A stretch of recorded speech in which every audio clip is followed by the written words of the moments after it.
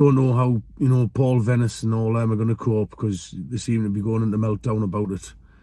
I mean, I don't know, like, how much shit this Stacks talks, right? But he says that he was in jail for GBH.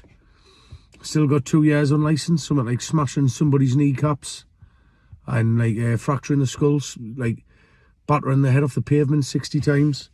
I mean, looking at how useless he is, I'd hate to see how vulnerable the person he did that to was. Do you know what I mean? But I certainly don't have any sympathy on the kid for getting a smack in the mouth. I mean, I've heard of a few kids that he's an alright lad who've met him, and maybe he's turned his cell around after being in prison. But to me, like, maybe he's try, like, if you've done something like that to someone, I don't know what his reasons for doing it were, but maybe he's try, not going around like a tosser and saying you're the hardest man in Britain, banter or not, when you get out of jail. Like, is it all banter? Do you know what I mean?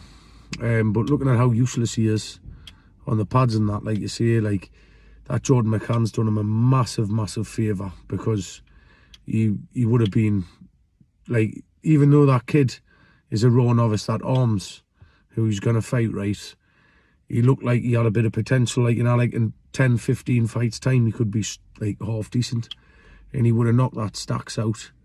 So, like, I can't begrudge him for pulling out with an injury he had on the inside of his mouth. I understand that. I mean, he was nearly knocked out as well. Loads of people saying he wasn't budged. I watched it from one angle. He was reeling from that. If that Jordan McCann, and I sort of done it a bit slyly or whatever, and he took a step back and all that, but if that Jordan McCann had dived in and hid a few more digs, I think he would have knocked him out. I think he's like that Stacks is a pure, like, soft lad, pure fairy, you know what I mean? Moving on from that, I see the patron saint Big Stacks has pulled out of his Misfits fight after getting a smack in the mouth of Jordan McCann.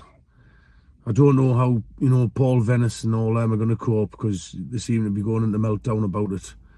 I mean, I don't know, like, how much shit this Stacks talks, right? But he says that he was in jail for GBH.